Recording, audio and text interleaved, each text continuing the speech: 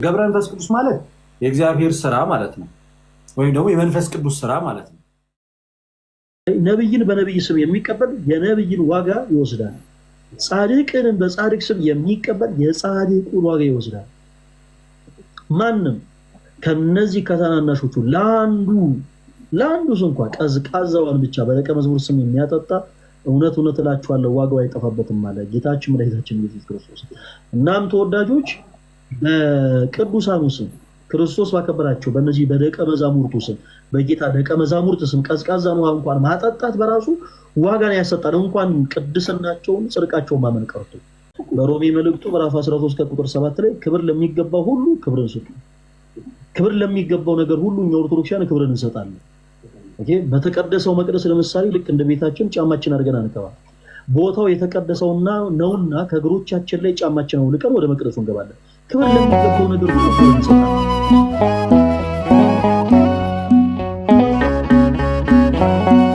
ገብረ መንፈስ ቅዱስ ማለት የእግዚአብሔር ስራ ማለት ነው፣ ወይም ደግሞ የመንፈስ ቅዱስ ስራ ማለት ነው። እዚህ ህይወታቸው ባጭሩ በጣም በጣም በጣም በጣም የሚያስደምም ነው። ብዙ መከራን አሳልፈዋል፣ ብዙ ተጋድሎ አድርገዋል፣ ሰይጣንን ድል ነስተዋል። በምልጃቸው በጸሎታቸው ለምንታመን ለኛ ደግሞ ምልጃቸው ጸሎታቸው እንደሚረዳን እናምናለን እና ስለዚህ ይህንን ነገር ከመጽሐፍ ቅዱስ አንጻር እያየን ልንመለከተው እንሞክራለን። ለምሳሌ እንደዚህ ይላል ዕብራውያን 11 ከቁጥር 37 ላይ ዕብራውያን 11 ከቁጥር 37 ላይ እንደዚህ ይላል፣ በድንጋይ ተወግረው ሞቱ፣ ተፈተኑ፣ በመጋዝም ተሰነጠቁ፣ በሰይፍም ተገድለው ሞቱ። ሁሉን እያጡ መከራን እየተቀበሉ እየተጨነቁ የበግና የፍየል ሌጦ ለብሰው ዞሩ። ዓለም አልተገባቸውምና በምድረ በዳ በተራራ በዋሻ በምድር ውስጥ ያለውን ንቀው ለእግዚአብሔር ራሳቸውን አሳልፎ ሰጥተው የሚወደኝ ቢኖር መጀመሪያ ምን ይበላል? መጽሐፍ ቅዱስ ራሱን ይካድ አይደለም? የሚወደኝ ቢኖር አስቀድሞ ምን ይበል? ራሱን ይካድ። ኦኬ፣ መስቀሌንም ተሸክሞ በኋላዬ ይከተለኝ። ስለዚህ እግዚአብሔርን ራስን መካድ ማለት ኮምፕሊትሊ ራስን መተው ማለት አይደለም። የስጋ ፍላጎቶችን ሁሉ ለነፍስ ማስገዛት፣ ከመከራ ስጋ ከመከራ ነፍስ ለማምለጥ በስጋ የሚፈትኑን ፈተናዎች ሁሉ በጾም በጸሎት በስግደት በተጋድሎ እየገደለ ራሳችንን ክደን በቃ የምንኖረው ለክርስቶስ ነው ማለት። እኛ የምንኖረው ለራሳችን አለ። ሞት ቢመጣ፣ ሀዘን ቢመጣ፣ መከራ ቢመጣ፣ ስደት ቢመጣ፣ ሰይፍ ቢመጣ፣ እያንዳንዱ ነገር ቢመጣ ምንድነው የምናደርገው ማለት ነው? እኛ ወንድማችን ምን ነው ዲያቆን ሰላም ነው? እያመመን ሳይነስ ኮንፈርቲን ሳይ ለዛ እኮ ነው ላይ የማልገቡለት እግዚአብሔር ሶሪ በጣም ምን ብታደርግ ይሻላል ታዲያ? አይ ምንም ችግር የለውም አለሁ። ትንሽ ኮንፈርት ይነሳኛል ታውቃለህ። ላይቭ ብዙ ጊዜ አሁን ከሰሞኑ እየገባሁ ያሉንኩት ምናምን ለዛ ነው። እና እስቲ እንደምንም ብዬ ፍቱን መድኃኒት እፈልጋለሁ። እስቲ እኔ ደግሞ ልክ መጽሐፍ ቅዱስ ሳነብ የሆነ እያንዘረዘረ መሰለኝ አዛነብ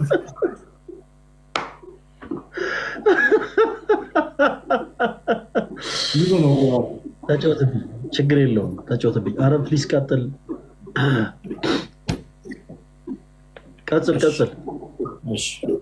ተመስገን ምን ሆኖ ነው የወጣው? ሂዱና ስለ ቅዱሳን ሲነገር ነው የወጣው። ባይሆን እሱን ጠርጠር።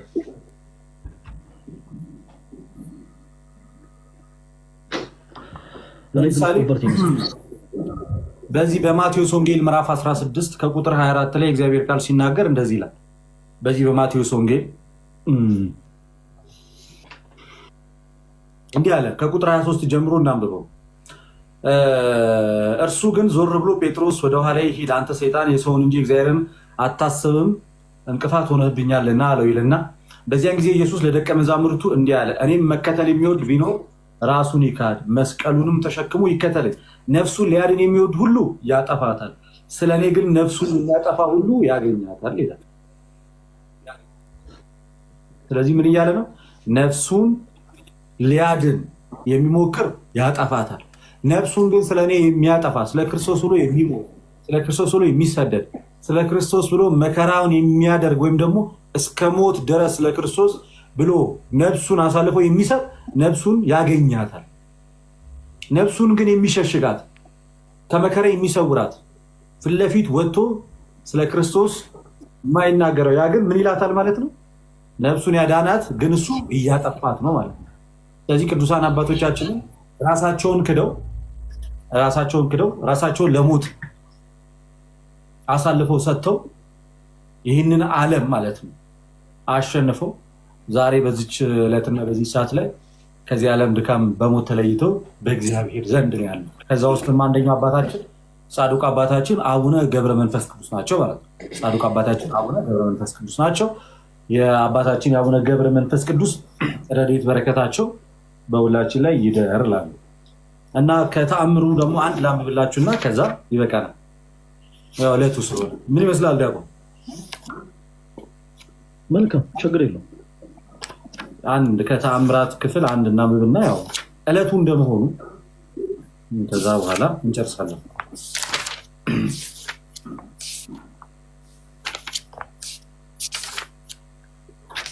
እነዚህ አምስተኛውን ተአምር ነው ማነብላችሁ። መጽሐፍ ቅዱሱንም ቁጭ ብዬ ስለሆነ ያነበብኩት ይህንንም ቁጭ ብዬ አነባለሁ። አባታችን ገብረ መንፈስ ቅዱስ ያደረገው ተአምር ነው። ጸሎቱ በረከቱ ከሁላችን ከህዝበ ክርስቲያን ጋር ለዘላለሙ ጸንቶ ይኑር አሜን። ዝሙትን የምትወድ ሰንበትን የምትሽር በሐሰት የምትምል አንዲት ሴት ነበረች። እግዚአብሔር በእርሷ ተቆጥቶ እባብ አዘዘባት። ለሽንት ተቀምጣ ሳለ ወደ ማህፀኗ ገባል። መኖሪያዋንም አደረጋት። የበላችሁን እየበላ የጠጣችሁን እየጠጣ ካልበላች ካልጠጣች ግን ሆዷን አንጀቷን እየበላ ደሟን እየጠጣ ነበር። የእንጨት ቅርፊት መሰለች፣ እንደ መቃም ሆነች። ከሆዷም እስከ አንገቷ ድረስ መላ። ከፍ ከፍም አለ። ከባሏም ጋር በተነጋገረች ጊዜ የእባብ ይቀና ነበር፣ በሆዷም ውስጥ ያውካት ነበር። በባሏም ፊት እንደ በድን ትሆን ነበር። ያም እባብ በሆዷ ውስጥ ይጮህ ነበር። አንዳንድ ቀንም ድምፁ የፍየል የግልገል ይመስል ነበር። አንድ ቀንም አረተሚ ሚዩት አላረከ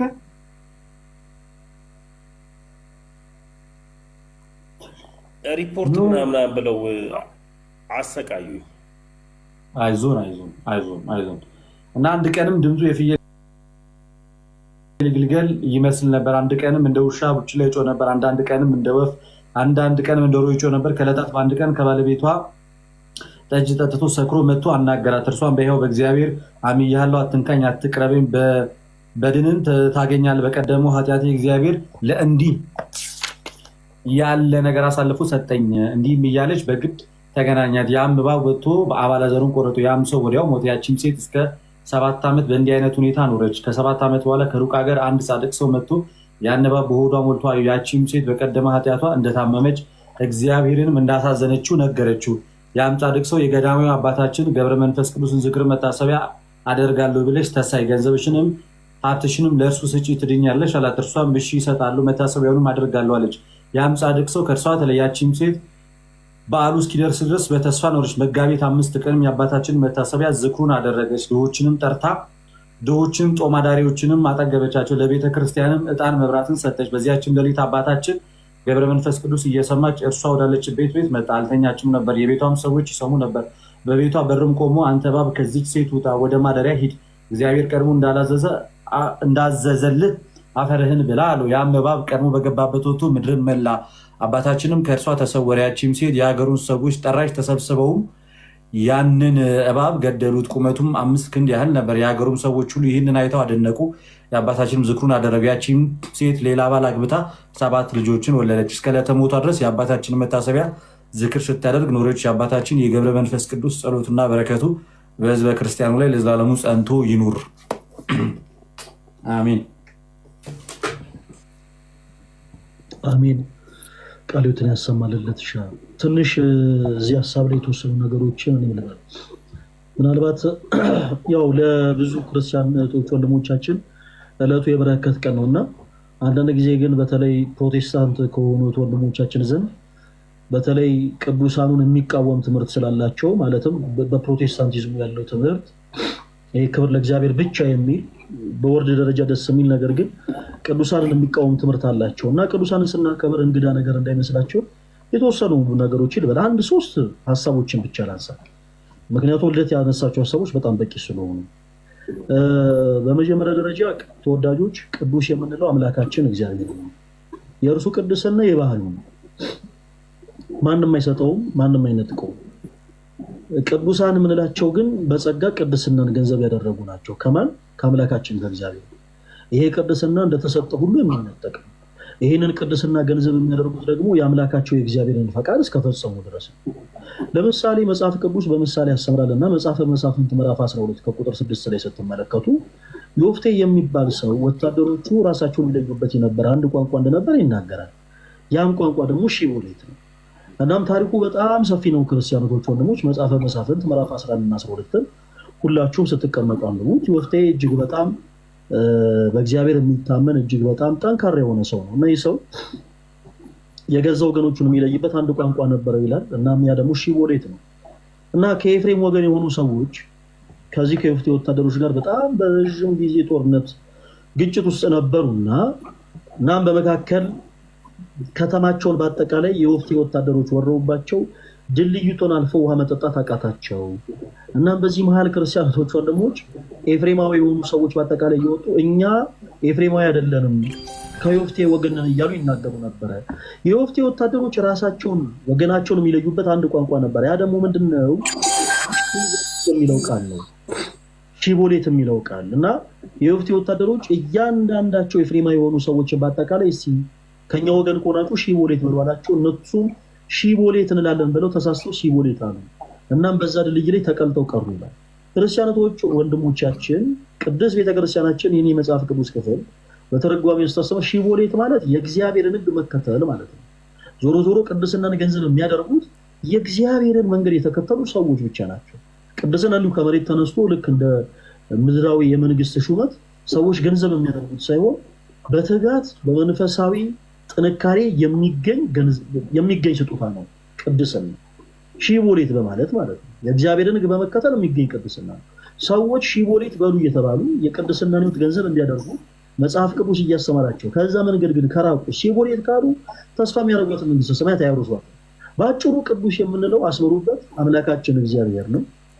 እሺ ቅዱሳን የምንላቸው ደግሞ በጸጋ የአምላካችን እግዚአብሔር ፈቃዱን የሚፈጽሙ በጸጋ ቅድስናን ገንዘብ ያደረጉ ሰዎችን ቅዱሳን መላእክትን ጨምሯል። እና ይህ ቅድስና እንደተሰጠ ሁሉ የሚነጠቅ ነው። ለምን? የባህሪ ስላለው። እና ቅዱሳንን ለምንድን ነው የምናከብረው? በመጀመሪያ እኛ ኦርቶዶክሳውያን ቅዱሳንን ለምናከብሩ ለምንድን ነው? መጽሐፍ ቅዱስ እነዚህን ቅዱሳኖችስ እንድናከብር ያስተምረናል ወይ? አዎ በሚገባ። ቅዱስ ጳውሎስ በሮሜ መልእክቱ ምዕራፍ 13 ከቁጥር 7 ላይ ክብር ለሚገባው ሁሉ ነው የሚለው ተወዳጆች። ኢቭን ግዑዝም ሆኖ ክብር ያለው ነገር አለ ነው ማለት። ክብር ለሚገባው ምዕራፍ 13 ከቁጥር 7 ላይ ክብር ለሚገባው ሁሉ ክብርን ስጡ። ክብር ለሚገባው ነገር ሁሉ እኛ ኦርቶዶክሳውያን ክብርን እንሰጣለን። ኦኬ። በተቀደሰው መቅደስ ለምሳሌ ልክ እንደ ቤታችን ጫማችን አድርገን አንተባ ቦታው የተቀደሰውና ነውና ከእግሮቻችን ላይ ጫማችን አውልቀን ወደ መቅደሱ እንገባለን። ክብር ለሚገባው ነገር ሁሉ ክብርን እንሰጣለን። ምክንያቱም ያ ስፍራ የተቀደሰ ስፍራ ነው ብለን ስለምናምን በዛ ስፍራ የጌታችን የአምላካችን የኢየሱስ ክርስቶስ ቅዱስ ሥጋውና ክቡር ደሙ ይፈተታል ብለን ስለምናምን ያንን ቦታ እናከብረዋለን። ክብር ይገባዋል ብለን እናምናለን። ክብር እንሰጠዋለን። እናም በቤተ ክርስቲያናችን ለነዚህ ቅዱሳን ክብርን ማን ሰጣቸው ስንል ራሱ የእምነታችን ጀማሪና ፈጻሚ ጌታችን መድኃኒታችን ኢየሱስ ክርስቶስ ነው። በዚህ በማቴዎስ ወንጌል ምዕራፍ 10 ከቁጥር 40 ላይ እንደዚህ ይላል። ክርስቲያኖች ወንድሞች ክፍሉን በደንብ ያዙትና እናንተ ማግቡት። በማቴዎስ ወንጌል ምዕራፍ 10 ከቁጥር 40 ላይ ጌታችን መድኃኒታችን ኢየሱስ ክርስቶስ ራሱ በራሱ አንደበት ቅዱሳን ክብር እንደሚገባቸው ተናግሯል። እናንተን የሚቀበል እኔን ይቀበላል፣ እናንተን የሚቀበል እኔን ይቀበላል፣ እኔንም የሚቀበል ደግሞ የላከኝን ይቀበላል። ባጭሩ ጌታን ተቀበላል ወይ የሚልህን ሰው ኦኬ ጌታን ብቻ ሳይሆን ቅዱሳንን ጭምር እንደተቀበልክ ነገር ነው። ኦርቶዶክስ የሆናችሁ ወንድሞቻችን አንድ ሰው ዝም ብሎ ከመሬት ተነስቶ በእርግጥ እውነተኛውን ጌታ ላይሆን ይችላል፣ ሐሰተኛውንም ኢየሱስ የሚያመልኩ ስላሉ ማለት ነው። እና መጥቶ እንዲሁ ግን እንደው ጌታን ተቀበላችኋል ሲሉ ጌታን ብቻ ሳይሆን እርሱ ያከበራቸውንም ቅዱሳን የተቀበልን አማኞች ነው ብላችሁ መልሱ። ጌታችን ኢየሱስ ልክ እንዳለው እነርሱን የሚቀበል ክርስቶስን ተቀብሏል። ከቁጥር 40 ላይ ስናነብ እንደዚህ ይላል። ደግሜ ላምብላችሁ እናንተን የሚቀበል እኔን ይቀበላል፣ እኔንም የሚቀበል የላከኝን ይቀበላል ይልና ቁጥር 41 ላይ ነብይን በነብይ ስም የሚቀበል የነብይን ዋጋ ይወስዳል፣ ጻድቅንም በጻድቅ ስም የሚቀበል የጻድቁን ዋጋ ይወስዳል። ማንም ከነዚህ ከታናናሾቹ ለአንዱ እንኳን ቀዝቃዛዋን ብቻ በደቀ መዝሙር ስም የሚያጠጣ እውነት እውነት እላችኋለሁ ዋጋው አይጠፋበትም አለ ጌታችን መድኃኒታችን ኢየሱስ ክርስቶስ። እናም ተወዳጆች በቅዱሳኑ ስም ክርስቶስ ባከበራቸው በእነዚህ በደቀ መዛሙርቱ ስም በጌታ ደቀ መዛሙርት ስም ቀዝቃዛን ውሃ እንኳን ማጠጣት በራሱ ዋጋን ያሰጣል። እንኳን ቅድስናቸውን ጽድቃቸውን ማመን ቀርቶ።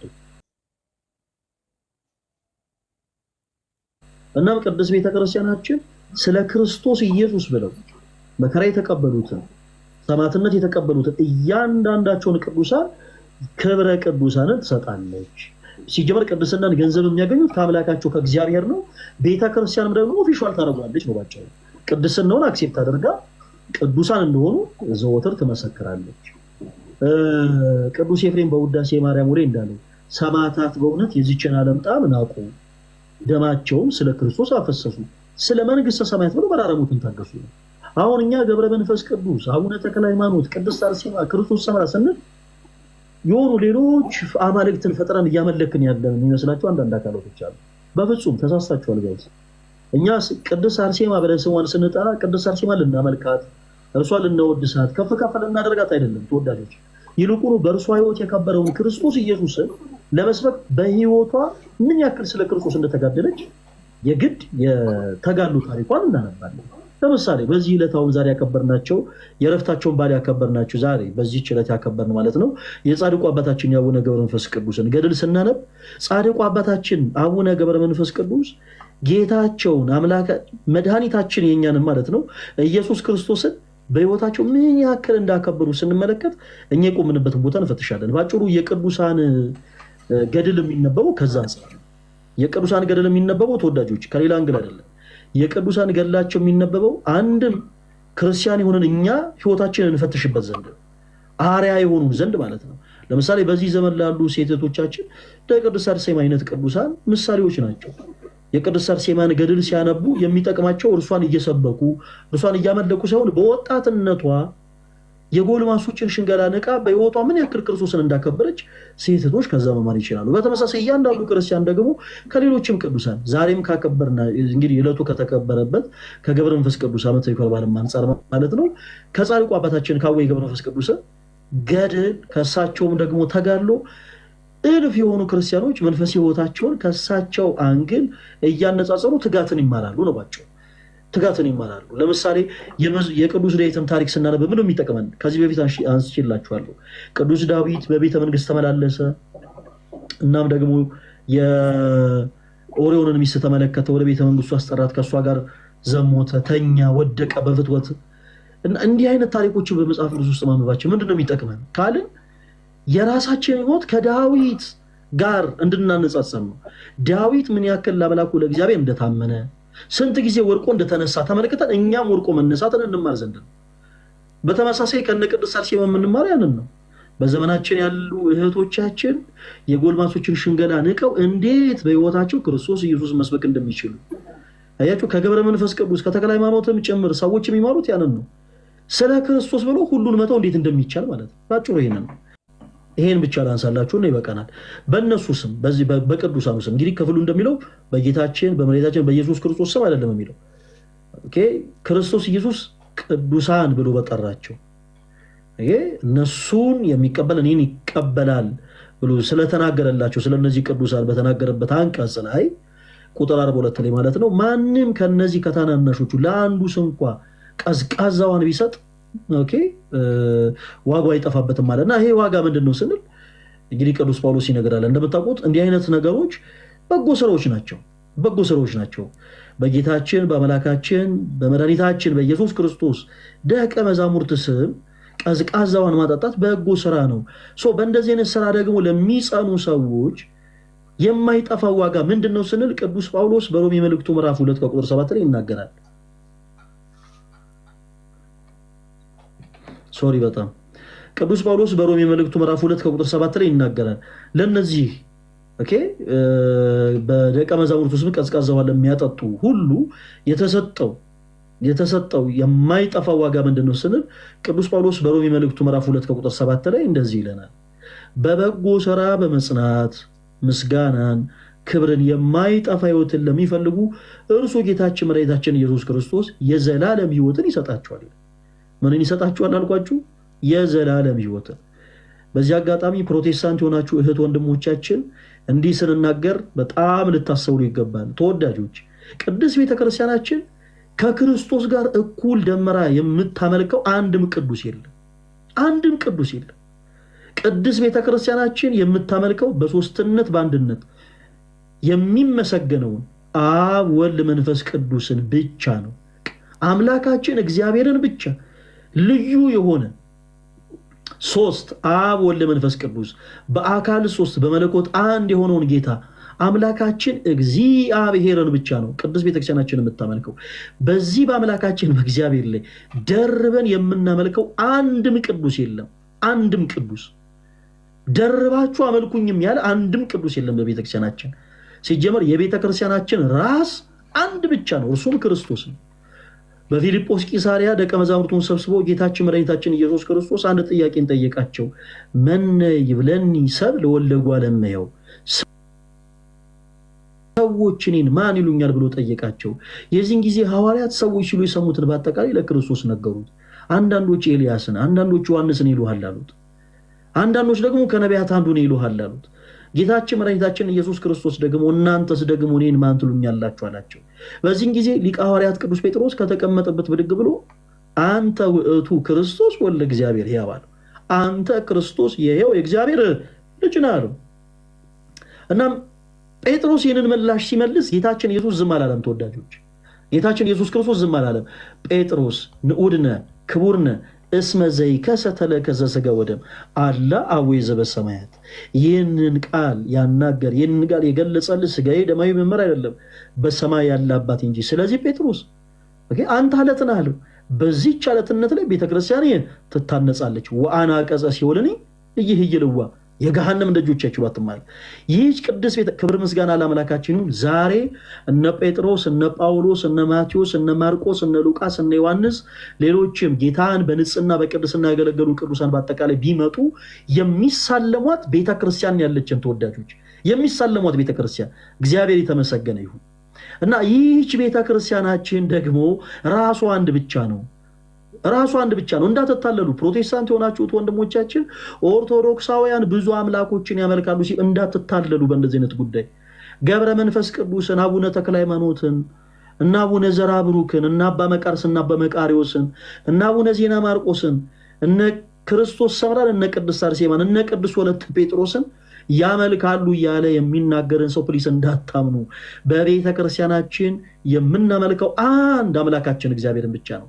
ዛሬ ቅዱስ ገብረ መንፈስ ቅዱስ የእረፍት በዓላቸውን አክብረናል። አዎ የእረፍት በዓላቸውን አክብረናል።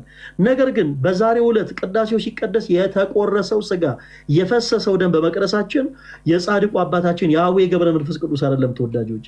በቤተክርስቲያናችን ቤተክርስቲያናችን እንደምታውቁት የሰርግ ቦታ ነች እና በዚህ ደግሞ ልዩ በሆነው የሰርግ ቦታ ደግሞ የሚቆረሰው ስጋ የሚፈሰው ደም የአምላካችን የመድኃኒታችን የኢየሱስ ክርስቶስ ብቻ ነው። አለቅ መታሰቢያ ነው። ግን መታሰቢያ ነው። የቅዱሳኑ ስም መታሰቢያ ነው። ከየት መጣ ነው? በዚህ በትንቢተ ኢሳይያስ ምዕራፍ 56 ከቁጥር 5 ላይ እንደዚህ ይላል። አምላካችን እግዚአብሔር ለቅዱሳኑ በገባው ቃል ኪዳን መሰረት ማለት ነው በቤቴና በቅጥሬ ውስጥ በደንብ አዳምጡ። በቤቴና በቅጥሬ ውስጥ ከወንዶችና ከሴቶች ልጆች ይልቅ የሚበልጥ መታሰቢያ ስምን እሰጣቸዋለሁ። የማይጠፋ የዘላለም የሰማችሁ ነው። የማይጠፋ ጊዜያዊ አይደለም የሚለው የማይጠፋ የዘላለም ስም እሰጣችኋለሁ ይላል። ይህንን እንግዲህ ቃል ኪዳን የገባው አምላካችን እግዚአብሔር ነው። ይህንን ቃል ኪዳን ደግሞ የገባላቸው እናንተን የሚቀበሉ እኔንም ይቀበላሉ ብሎ ለጠራቸው ለቅዱሳኑ ሁሉ ነው። ለቅዱሳኑ ሁሉ ፈቃዱን ለፈጸሙት ልክ ቅድም እንዳነሳ ነው ተወዳጆች ቅዱስ ኤፍሬም በውዳሴ ማርያሙ ሰማዕታት በእውነት የዚችን ዓለም ጣዕም ናቁ፣ ደማቸውን ስለ ክርስቶስ አፈሰሱ፣ ስለ መንግስተ ሰማያት ብሎ መራራ ሞትን ታገሱ ብሎ የተናገረላቸው እነዛ ቅዱሳኑ ሁሉ አምላካችን እግዚአብሔር ምን ብሎ ቃል ገባላቸው? በቤቴና በቅጥሬ ውስጥ ከወንዶችና ከሴቶች ልጆች ይልቅ የማይጠፋ የዘላለም መታሰቢያ ስምን እሰጣችኋለሁ አለ። ስለዚህ አዎ ቤተክርስቲያናችን የክርስቶስ ሙሽራ ነች። ነገር ግን ለምሳሌ ሲጠራ መታሰቢያ ስለሆነ የጻድቁ አቡነ ገብረ መንፈስ ቅዱስ ቤተክርስቲያን ሊባል ይችላል። የእመቤታችን የቅድስት ድንግል ማርያም ቤተክርስቲያን፣ የቅዱስ ሚካኤል ቤተክርስቲያን፣ የቅዱስ ገብርኤል ቤተክርስቲያን፣ የቅዱስ አርሴማ ቤተክርስቲያን ሊባል ይችላል። በእያንዳንዱ ቤተክርስቲያን ግን የሚቆረሰው ስጋ፣ የሚፈሰው ደም፣ የሚቀደሰውም ቅዳሴ በደንብ አዳምጡ፣ ተመሳሳይ ነው። የሚቆረሰው ስጋ፣ የሚፈሰው ደም የጌታችን የመላካችን የመድኃኒታችን የኢየሱስ ክርስቶስ ብቻ ነው ብቻ ነው። እናም ቅዱሳን አዎ ክብር አላቸው። በነገራችን ላይ ይሄንን እኛ ከልባችን አፍልቀን ለነሱ የደረስንላቸው ድርሰት ሳይሆን መጽሐፍ ቅዱስ በሚገባ ግልጽ በሆነ መልኩ የመሰከረላቸው እውነት ነው። ሁለት ሐሳቦችን ብቻ ላስታውሳችሁ ተወዳጆች። ጌታችን መድኃኒታችን ኢየሱስ ክርስቶስ በማቴዎስ ወንጌል ምዕራፍ 10 ከቁጥር 40 ጀምሮ እንዲህ ብሎ ለቅዱሳኑ ቃል ገባ። እናንተን የሚቀበል እኔን ይቀበላል። እየሰማችሁ ነው? እናንተን የሚቀበል እኔን ይቀበላል። ኦኬ። በዚህ አጋጣሚ ቅድም እንዳልኳችሁ የሆነ ሰው መጥቶ እንደው ጌታን ተቀበለሃል ወይ ጌታን ተቀበላሽዋል ካላችሁ ጌታ ኢየሱስን ከነ ቅዱሳኑ ጭምር ተቀበለው ነው አልበሉ።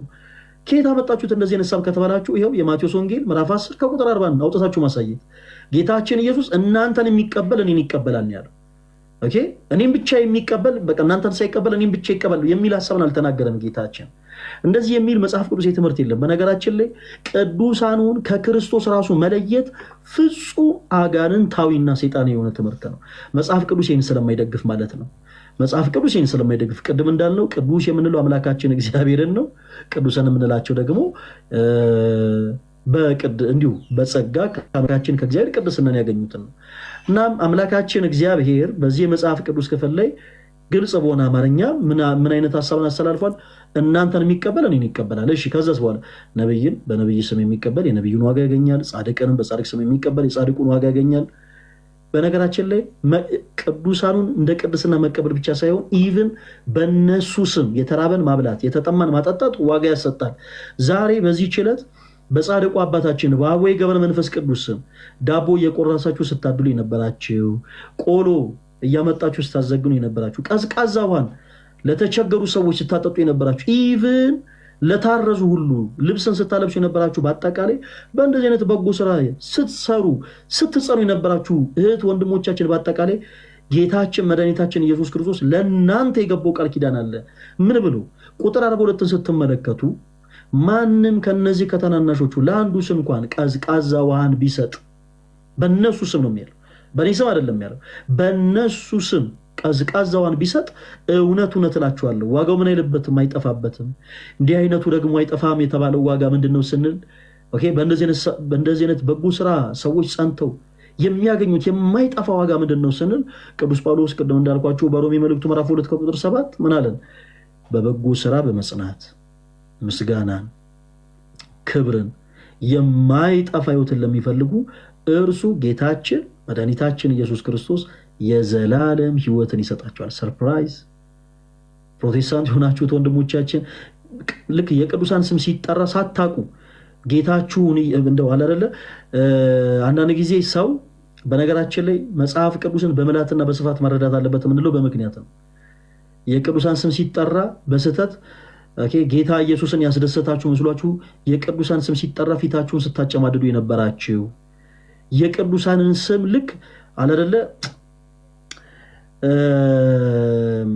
ብቻ በጣም በማይገባ ቃላት እስፔሻሊ በፕሮቴስታንቱ አውደ ምሕረት ላይ እነ ቅድስት አርሴማን ጭምር ስለ ክርስቶስ ብላ ዓለማዊ ሕይወትን ንቃ፣ የጎልማሶች ሽንገላን ንቃ፣ ኢቨን በዚህ ዘመን እንኳን ያሉ እህቶች የማያደርጉትን ተጋድሎ የተጋደለችን እናት ጣዖት ናት እስከሚል ድረስ ትውልዱ የደረሰው ነገራችን ላይ መጽሐፍ ቅዱስን በመላት ባለመረዳት ነው።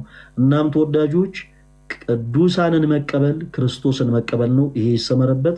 ሁላችሁንም ኦርቶዶክሳውያን በድጋሚ እንኳን ለጻድቁ አባታችን አቡነ ገብረ መንፈስ ቅዱስ የዕረፍት በዓል በሰላም አደረሳችሁ። ምናልባት እንግዲህ ካለን ወደ በኋላም ጥያቄ የምንቀበል ይሆናል። እንግዲህ እቺን ሐሳብ ለመጨመር ብዬ ነው። አረዝምኩባችሁ፣ በጣም ይቅርታ። ተሟችን ሰዓት ያስኩባችኋል። ኧረ ፈለጊ ብዙ ልናገር የፈለኩትን ሁሉ ከመላሴ ላይ እየቀማህ ነው የሚመስለው ሁሉን አስተናገር። ፕሮቴስታንቲዝም ቤት ላይ ብዙ ጊዜ ገድላት ይቃወማሉና ገድላት የሚቃወሙት ገድል የአንድ የአባትን ታሪክ የሚያስቀምጥ ወይም ደግሞ ብዙ ሃይማኖታዊ የሆኑ አባቶች የተጋደሉበትን ታሪካቸውን የሚያስቀምጥ ነውና ያንን ነገር ስታነቡ ጻድቅ ሲባል ምን ማለት ነው ነው ዋናው ጉዳይ። ጻድቅ ሲባል በክርስቶስ ኢየሱስ ያመኑ ሃይማኖታዊ ገድልን የተጋደሉ እነሱ መቼም ሲኦል ይገባሉ ብለን አናስብም እና ጻድቅ ናቸው ብለን ነው የምናስበው እና በእነሱ ስም ነው የሚለው። ደግሞ ጻድቆች ደግሞ የክርስቶስ ኢየሱስ ደቀ መዛሙርቶች ናቸውና ደቀ መዛሙርት ማለት ሲተረጎም የክርስቶስ ኢየሱስ ተከታይ ማለት ነው እና በክርስቶስ ኢየሱስን የሚከተሉ እነሱን በእነሱ ስም ያደረገ ነው። አሁን በእነሱ ስም ያደረገ ሲል በእነሱ ስም አጋንንት ወይም ሌላ ነገር ናት። በእነሱ ስም ቀዝቃዛ ውሃ ያጠጣ ነው የሚለው እና ቀደም ላይ ወንድማችን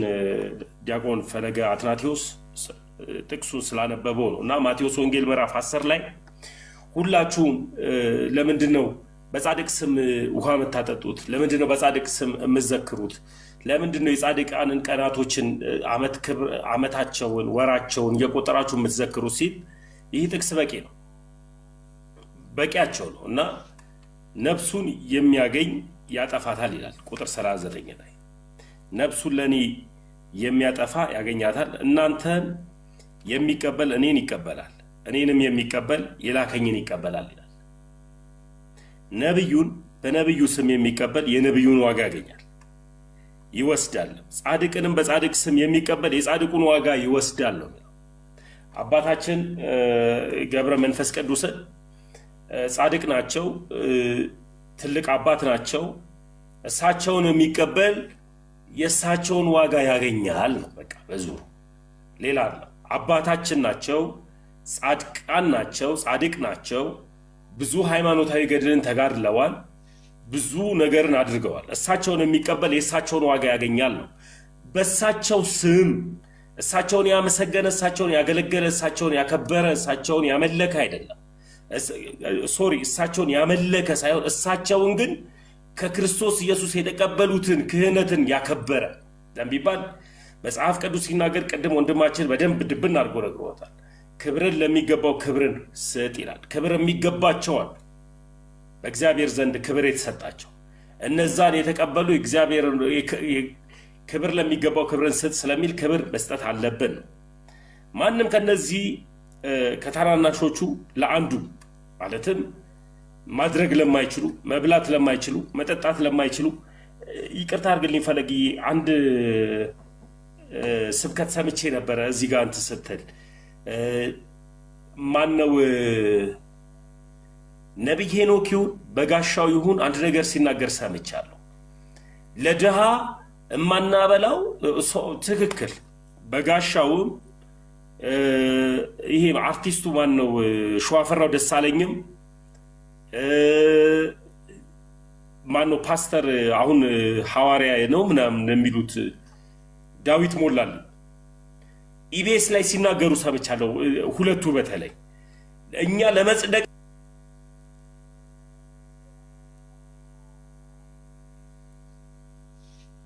ሾቹ ለአንዱ ቀዝቃዛ ውሃ ብቻ በደቀ መዛሙርቱ ስም የሰጠ እውነቱ እላችኋለሁ እውነቱ አይጠፋም ይላል። ስለዚህ ይሄ ነገር ምንድነው? ለድሃ ማብላት ጽድቅ ነው ለሚባል ተርቤ አብልታችሁኛል ወይ፣ ተጠምቼ አጠጥታችሁኛል ወይ፣ ታርዤ ጠይቃችሁኛል ወይ፣ ታሰሬ ጠይቃችሁኛል ወይ የሚል ለነዚህ ሁሉ ነገር ማድረግ ጽድቅ ነው። ክርስቲያን ነው ይሄንን የሚያደርገው። በክርስቶስ ኢየሱስ ያመነ በጻድቃኖች ስሞች ያደርጋልና ፕሮቴስታንት ቤት አንዳንድ ነገሮች ሲናገሩ ሰማለሁ። እኛ ማናበላው፣ እኛ ማናጠጣው፣ እኛ እንደዚህ ማናደርገው ለመጽደቅ አይደለም ይላሉና ለመጽደቅም እናደርጋለን ለሚባል ክርስቶስ ኢየሱስ ታመሜ ጠይቃችሁኛል ወይ፣ ተርቤ አብልታችሁኛል ወይ ስለሚል ክርስቶስ አንተ መተህነ ብለውታል ደቀ መዛሙርቶቹም እና እሱን መተህነ አልመጣ ምናምን ሳይሆን ክርስቶስ ኢየሱስን የማናየውን ክርስቶስ ኢየሱስ የምናየው በምናያቸው ድሃ ሰዎች ነውና በምናያቸው በእነዚህ ምስኪን ሰዎች ነውና ማብላቱም ተገቢ ነው። የጻድቃንንም ዋጋ ለማግኘት ላለው ዲያቆንዬ